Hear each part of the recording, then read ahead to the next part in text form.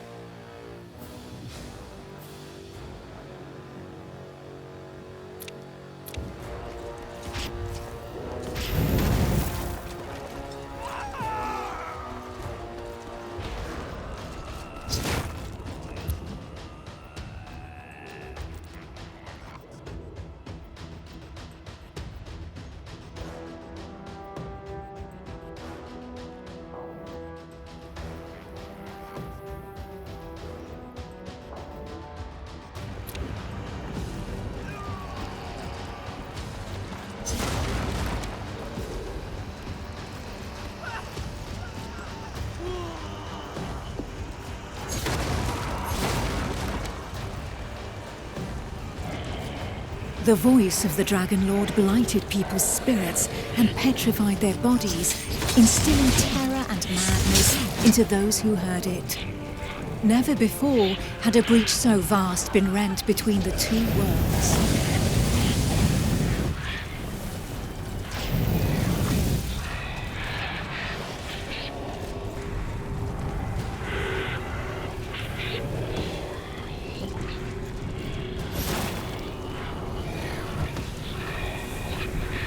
It was here, at this wound between worlds, that the corruption was most potent.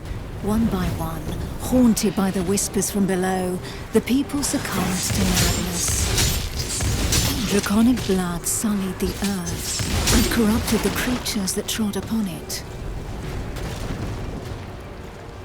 pitiful in their wretchedness, and too weak to resist the command of their new masters, they drank the blood of the dragon and gave in to depravity. Thus enslaved, they were twisted into ghastly monsters, mockeries, Dragonkin.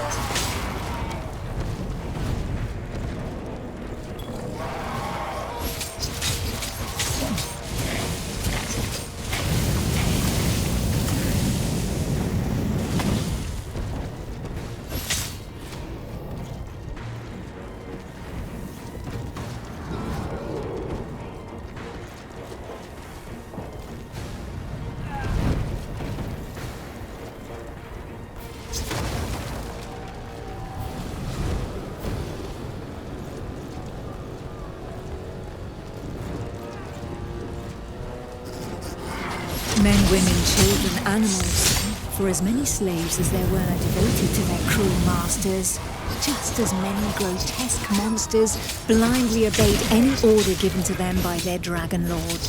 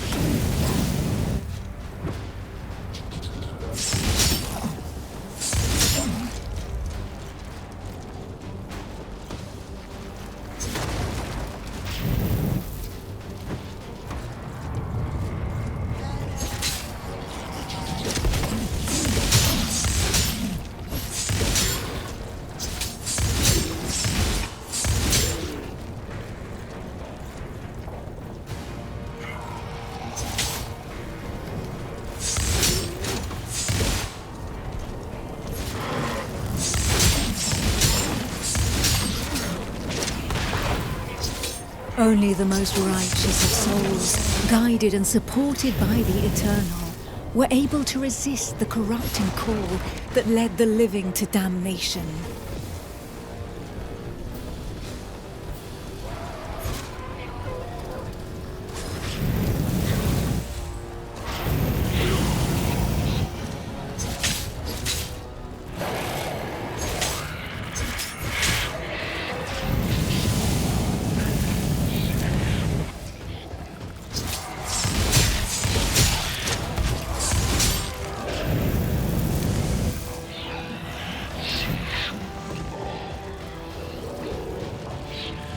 These righteous few bore the feeble flame of man through the darkest shadow, and though it flickered, it would not be extinguished.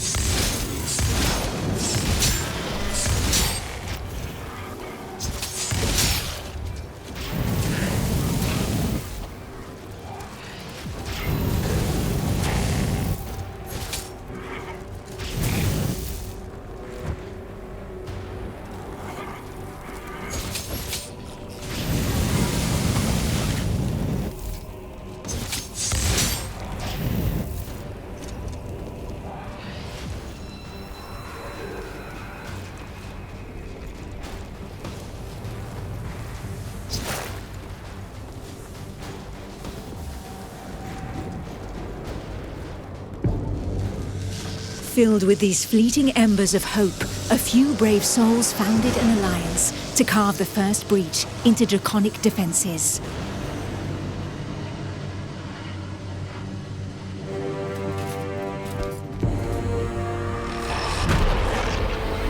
Here, the Dragonkin's power was strong. It fused our world with that of the Banished.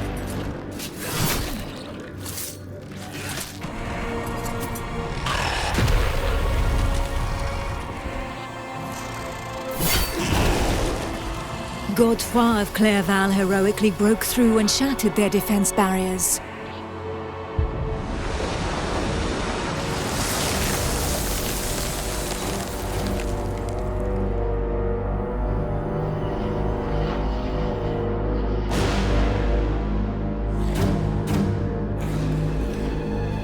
This act of bravery, a feat of the righteous alliance of men, allowed me to lend aid to the Knights of the Order of the Eternal.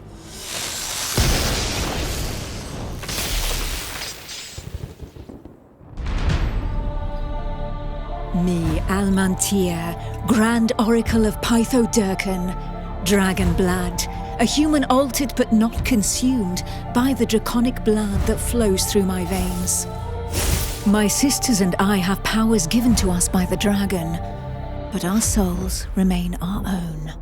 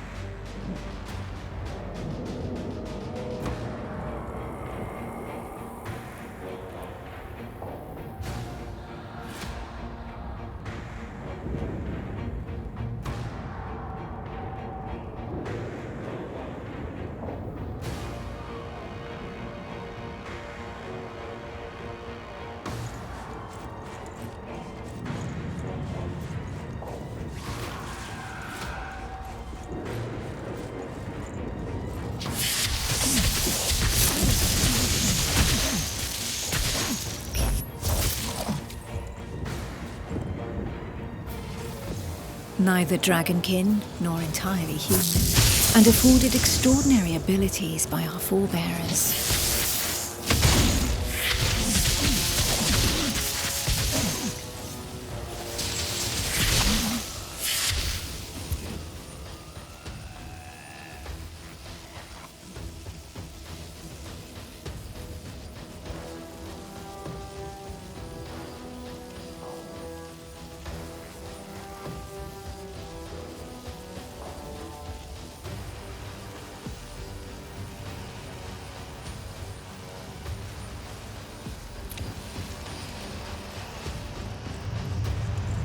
By those who drank the blood of the only banished dragon to have ever repented before the Eternal.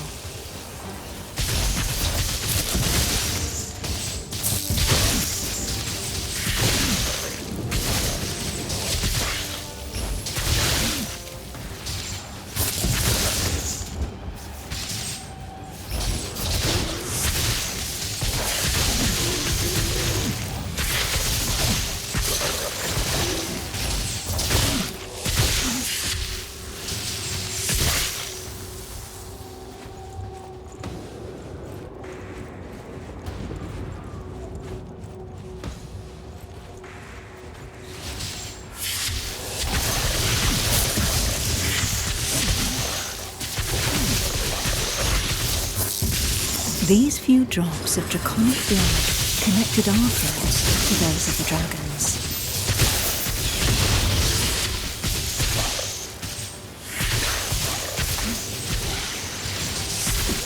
Struck by fleeting visions, we saw glimpses into their deeds and understanding of the feelings that drove them.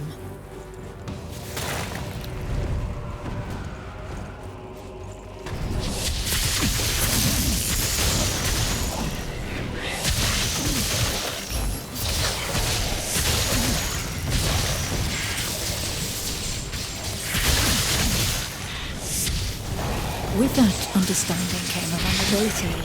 We soon learned that we were at the mercy of their whispers. The voices threatened to consume us, with no hope of salvation.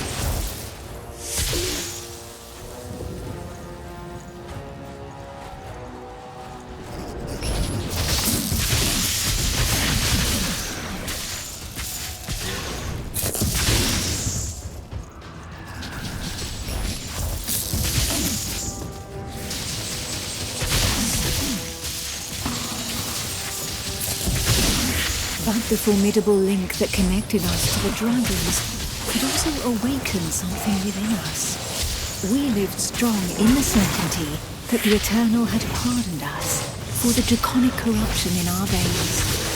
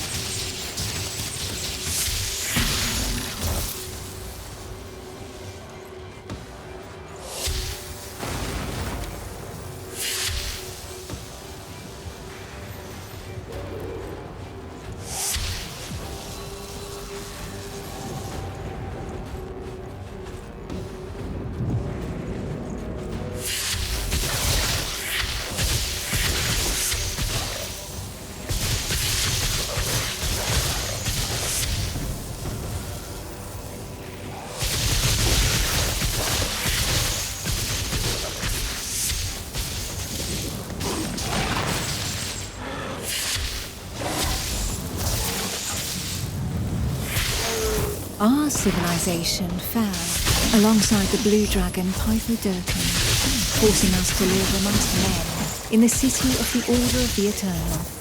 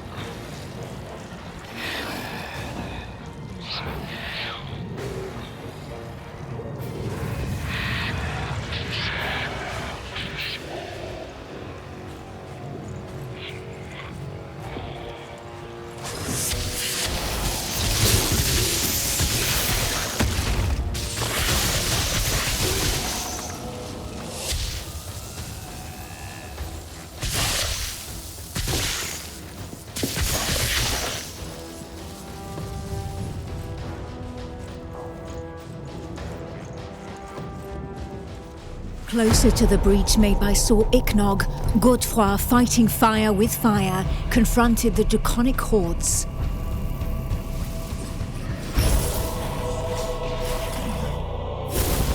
I battled by his side, but my strategy was less direct.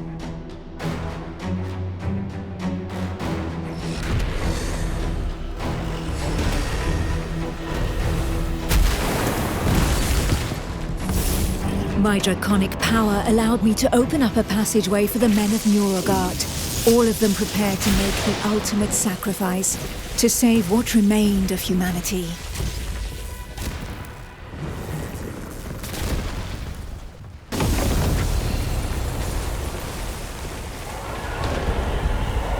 Once this invisible barrier had been breached, they knew that their lives would hang by mere threads. But these warriors from the north cared little for the uncertainties of our plan. A hero's death in the heat of battle with their enemy was the greatest honor that could befall them.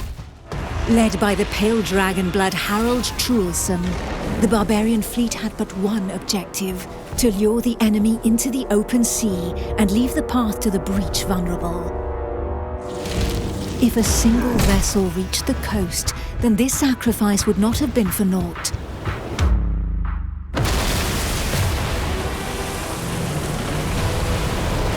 Harold Truelson reached the hostile shore and avenged those fallen from the Toriel clan.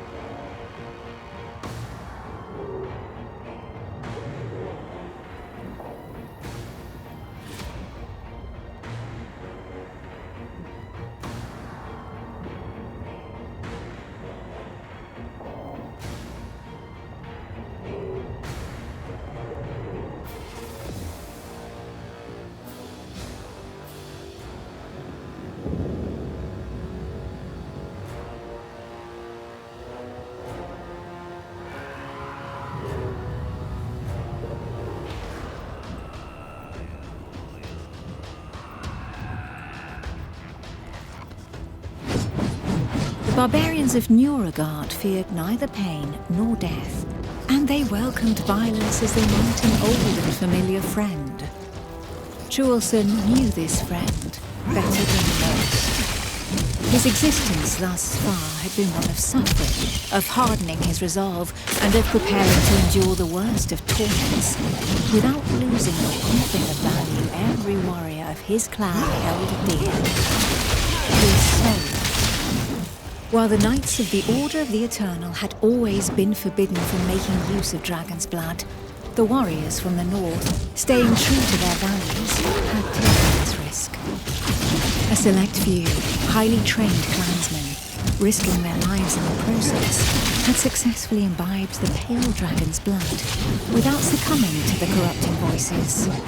Among them was Truce. To become a dragon blood barbarian, he paid the ultimate price and cast away a portion of his humanity. In exchange, he received draconic powers that he put to use for the Toriel clan, the Eternal and humanity at large. And even if all others, from Montesky to Nuragard, recognized the courage and sacrifice of these brave warriors, there was not one that did not also regard them with sincere disgust. While there could be no doubt of their loyalty to Toriel, defender of the Eternal, their bodies, defiled by the dragon as they were, drove the rest of mankind to reject them. Chaucer, for his part, cared little for his appearance. What did this matter of him, as long as his soul remained intact?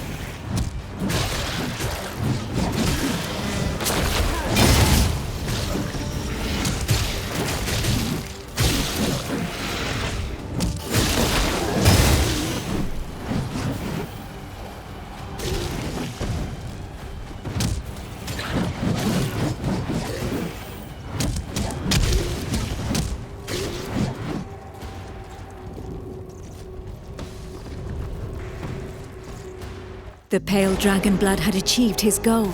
The Alliance's plan, as unlikely as it was to succeed, could run its course.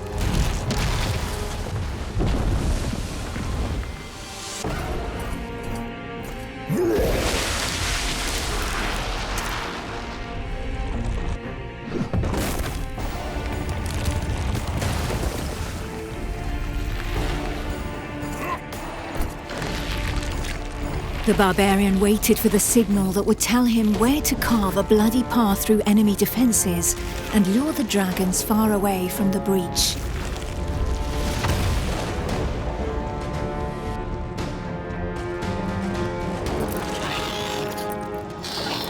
The Kongirati nomads, every bit as proud and as fearless as the warriors from the north, joined the alliance of men to help push back Sor Iknog, the Crimson Dragon. Sitting astride their draconic hybrids, these tracker archers faced the dragons steadfastly and seemingly without fear. Not one would allow the enemy to make easy prey of them. Hides, wings, teeth, blood, For the Kongarati, each draconic monstrosity was not only a threat, but also a quarry from which they could gain valuable resources.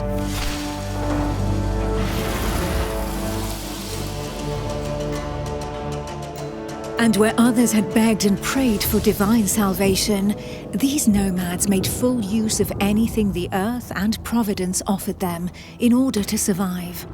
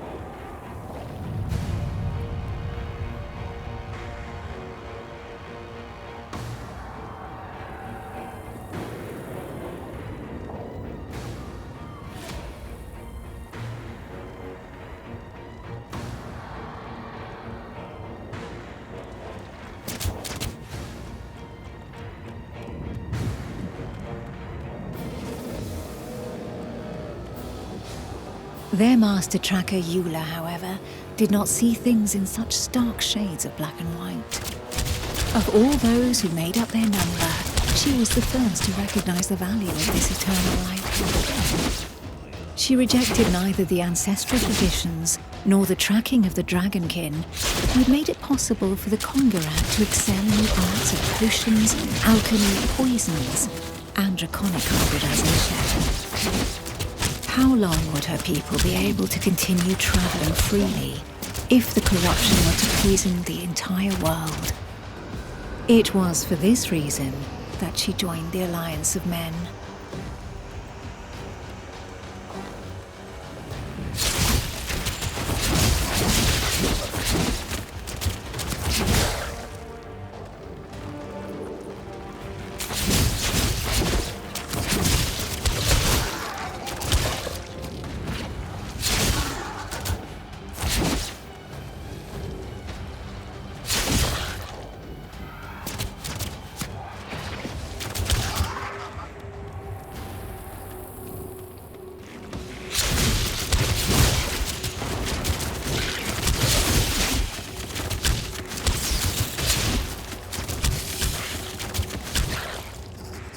To seal this union, the Order of the Eternal entrusted her with one of their most powerful relics, a single, glimmering scale of light.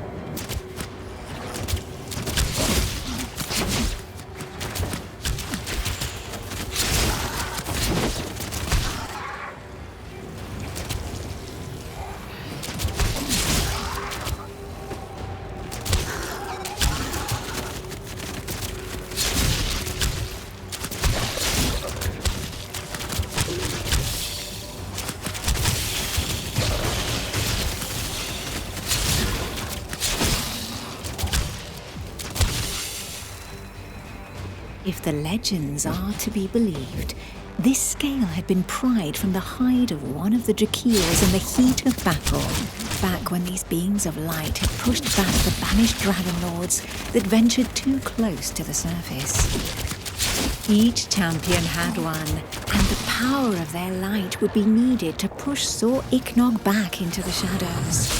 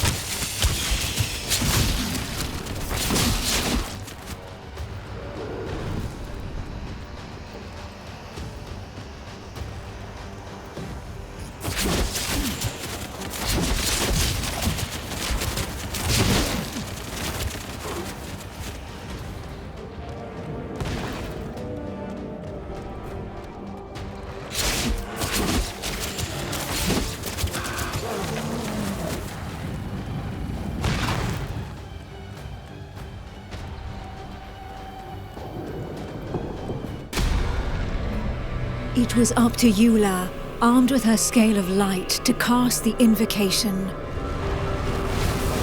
She would then know whether she had been right to put her trust in the Order and in joining the Alliance.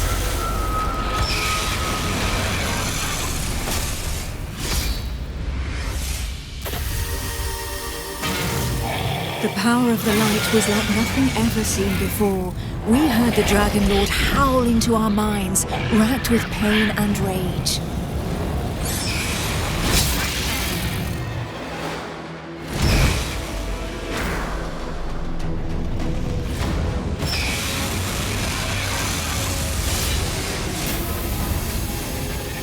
So close to the Dracomundus, our souls suffered as from 1,000 deaths, but we held fast to our positions.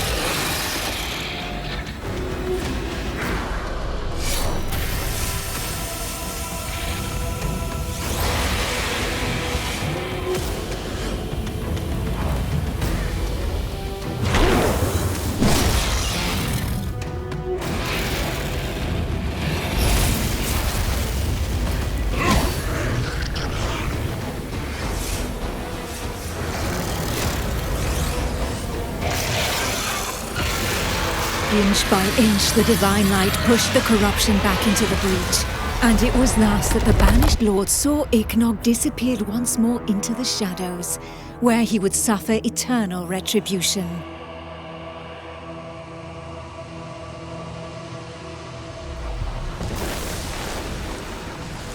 Once calm fell, we were all that was left, the sole witnesses to the feat accomplished by the Alliance of Men. But more than ever, we knew that the taint of draconic depravity still festered in the depths of the abyss, impatient to break free once more. Thus, from the union of men and their allies that stood together in the face of the draconic threat, an elite corps was established within the Order of the Eternal, the Dragon Hunters.